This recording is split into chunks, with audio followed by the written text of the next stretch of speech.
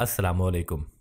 अशफाक अहमद साहब की किताब ज़ाविया से जो आज हम चैप्टर सुनेंगे उसका नाम है अल्लाह का फ़ज़ल। आजकल इर्द गिर्द जो बातें बड़ी शिद्दत से होने लगी हैं कि ये दुनिया बड़ी मटीरियलिस्टिक हो गई है, हम मादी ज़िंदगी में दाखिल हो गए हैं, लालची हो गए हैं और हमारी तवज्जो रुपए पैसे की तरफ ज़्यादा है। पहले शायद ऐसा ज़माना नहीं था, लेकिन मैं सोचता हूँ और अपने बचपन की तरफ लौटता हूँ और इस मसले पर गौर करता हूँ तो मुझे यूँ लगता है कि बड़ी देर से हमारी मटीरियल और मादे के साथ वाबस्तगी चली आ रही है और हम लोगों के साथ जो इतनी वाबस्तगी नहीं होनी चाहिए थी फिर भी मौजूद है। पता नहीं क्यों। इस वाबस्तगी की बेशुमार वजूहात होंगी, लेकिन मैं जिस नतीजे पर पहुंचा हूं वो बड़ा अजीब है और मैं उसे आपके सामने पेश कर रहा हूं कि आप भी इस पर गौर करें और सोचें। जब हम बचपन में लड़कपन में जुम्मे की नमाज़ पढ़ने जाते थे तो अपने अब्बा जी के खौफ के बायस जाते थे। वो तैयार होकर कपड़े बदल कर हमें भी नए साफ कपड़े पहनाकर जुम्मा पढ़ाने ले जाते थे। मैट्रिक तक हमने तकरीबन ऐसा ही जुम्मा पढ़ा है, ज़ोर ज़बरदस्ती। लेकिन जब मैं फर्स्ट ईयर में आया और यहाँ आ गया बड़े शहर में तालीम हासिल करने के लिए, तो फिर बड़ी अजीब बात है कि जुम्मा मुझे अच्छा लगने लगा और मैं उसमें अपनी मर्जी, ईमा और दिल की खुशी से दाखिल हो गया और जुम्मा पढ़ता रहा।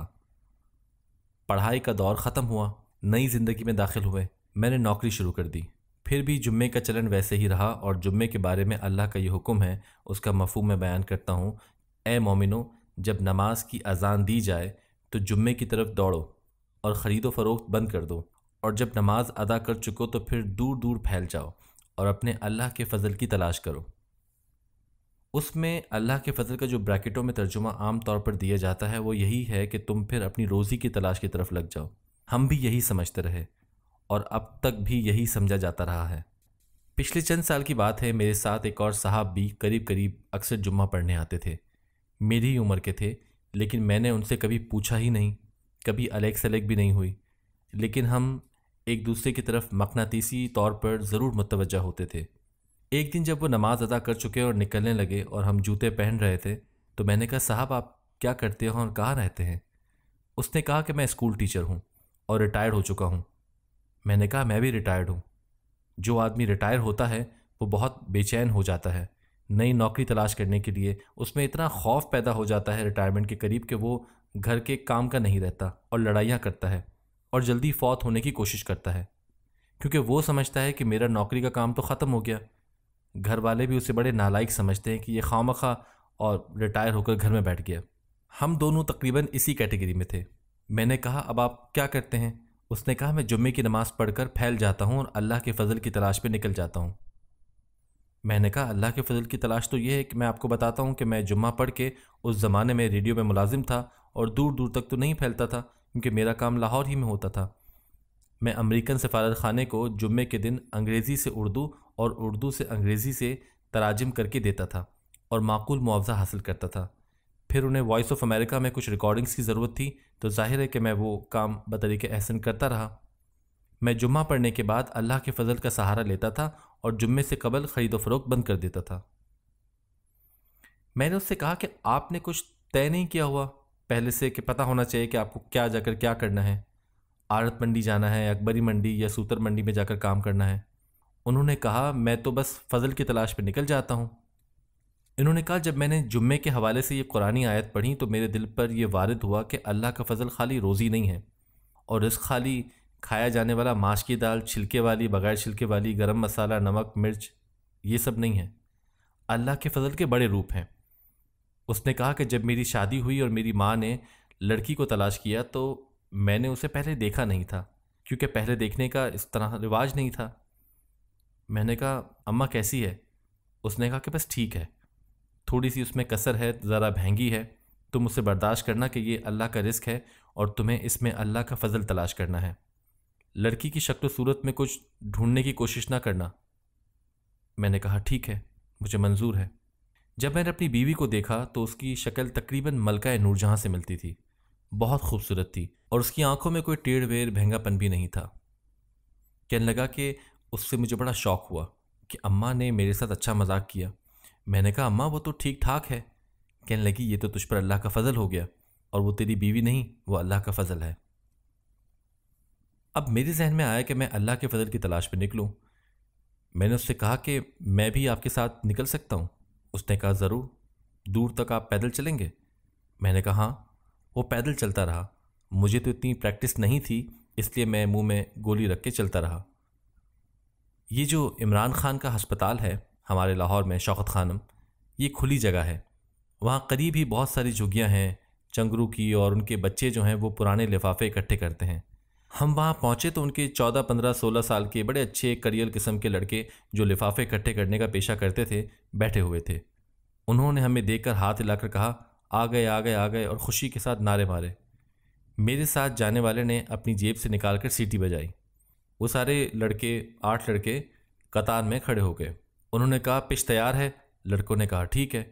उन्होंने कहा विकेट लगाओ, और फिर वहाँ क्रिकेट मैच शुरू हो गया। और ये अंपायर बन के खड़े हो गए और कहने लगे ये कई महीनों से क्रिकेट खेलते थे और इन बेचारों को कोई अंपायर नहीं मिलता था तो लड़ते थे। मैं जब अल्लाह के फजल की तलाश में निकला तो मैंने देखा वो तो यहाँ पड़ा है। वो बड़े सख्त अंपायर थे और बड़ी सख्ती के साथ फैसला देते। जब उन्होंने एक लड़के को LBW दिया तो मेरे अंदाजे में वो गलत था, लेकिन जब उन्होंने उंगली उठाई तो बैट्समैन वहीं बल्ला छोड़कर चला गया। उन्होंने ऐसे डिसिप्लिन वाले बच्चे तैयार किए हुए थे, क्योंकि वो जो इन्हें खिलाने वाला था वो किसी और पिच पर खेल रहा था, और वो पिच किसी किसी को नसीब होती है। उसने कहा कि मैं हर जुम्मा यहाँ आ जाता हूँ, मेरा इनके साथ वादा है, और इस तरह मैं अल्लाह के फजल की तलाश में निकलता हूँ और मुझे उसका फजल कसीर सूरत में नसीब होता है। अब मैं उनसे बड़ा शर्मिंदा हुआ कि मैं तो जाकर तर्जुमे करता था और पैसे कमाता था, क्योंकि ब्रैकेट में यही लिखा हुआ है। उसने कहा जब मैंने आयात के तर्जुमे में फैल जाना पहली बार पढ़ा तो मुझे उस फैलने का यही मतलब मिला कि चलते जाओ चलते जाओ। सो अशफाक साहब, मैं चलता गया और रेलवे सिग्नल के पास पहुंच गया, जहां पर मेरे रिश्ते की एक भांजी रहती थी, और वो बेचारे गरीब लोग थे।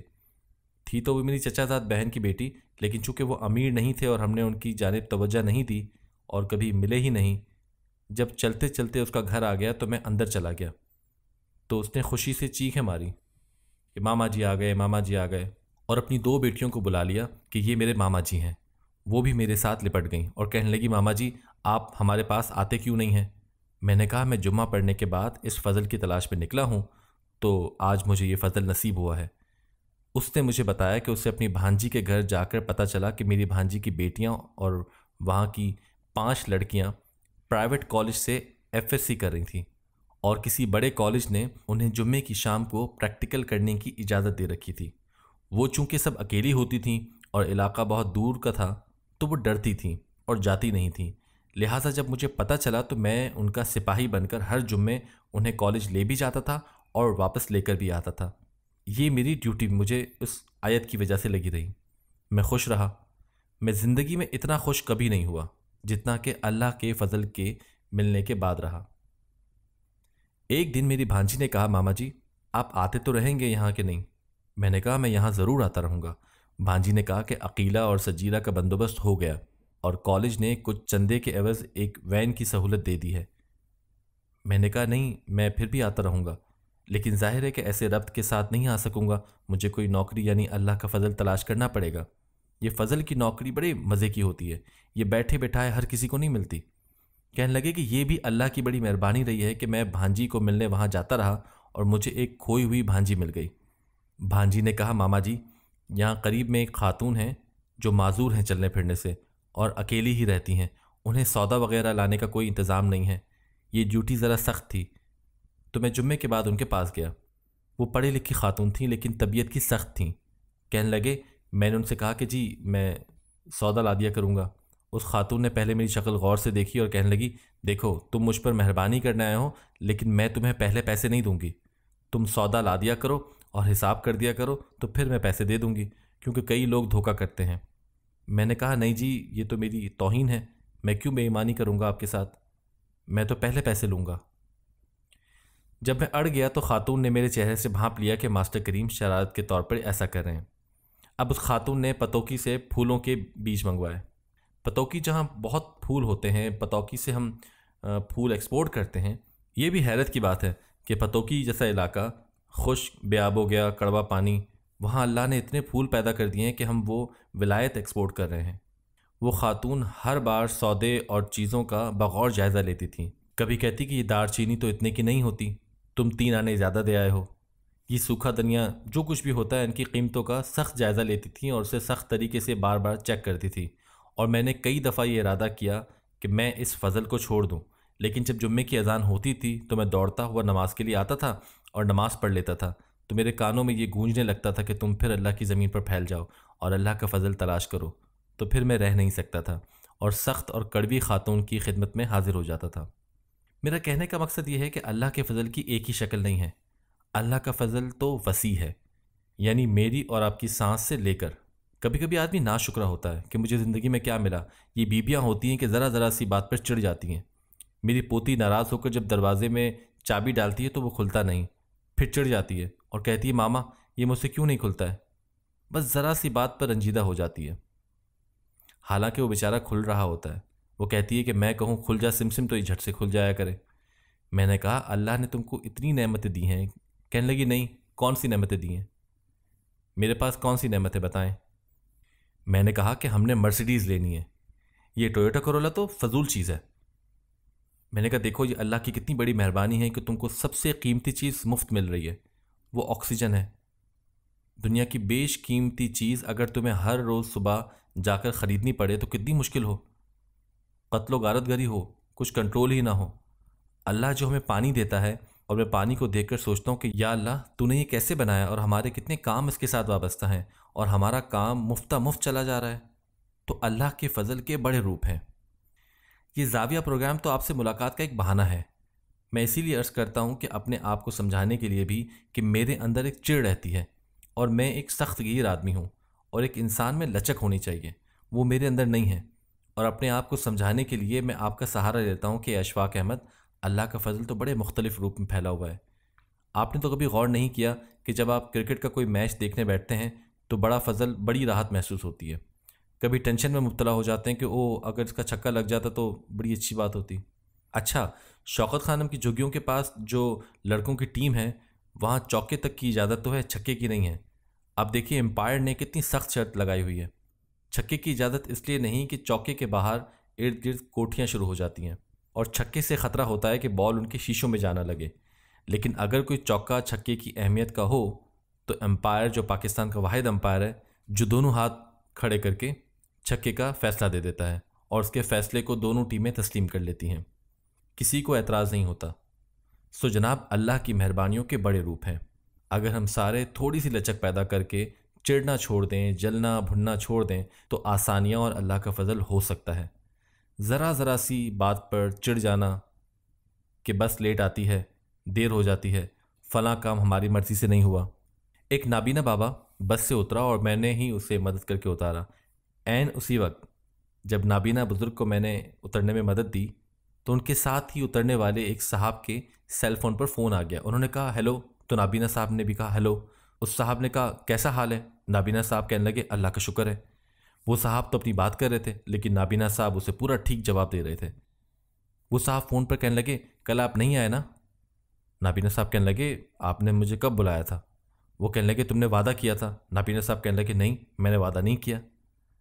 अब मैं दरमियान में खड़ा हूँ और सोच रहा हूँ कि ज़िंदगी में कैसे कैसे अजीब व गरीब वाक़यात सामने आते हैं। आप अगर गौर से सफ़र करें तो ऐसी अजीब व गरीब चीज़ें मिलती हैं। मैं जो आपसे अर्ज़ करता हूँ ये यहीं कहीं वहीं से इकट्ठी की हुई बातें होती हैं, लेकिन हमने चूँकि एक सख्त किस्म और तंग रास्ता बना लिया है और हम सारे सुरंग में चलने के आदी हैं, खुले रास्तों के आदी नहीं रहे, इसलिए सारे वाक़यात और अल्लाह के फ़ज़ल और रहमतें नज़र नहीं आती, वरना अल्लाह का फ़ज़ल तो मुसलसल जारी है। अब ये भी अल्लाह का फ़ज़ल है कि हमारी आँखें सलामत हैं और हम देख सकते हैं। मैं दुआ करता हूँ कि अल्लाह ताला आपको फ़ज़ल की तलाश में ज़्यादा आसानियाँ दे और इतनी आसानियाँ अता फ़रमाए कि आप उन्हें तक़सीम करें और लोग उनसे फ़ायदा हासिल करें और उन्हें आगे तक़सीम कर सकें। अल्लाह हाफ़िज़।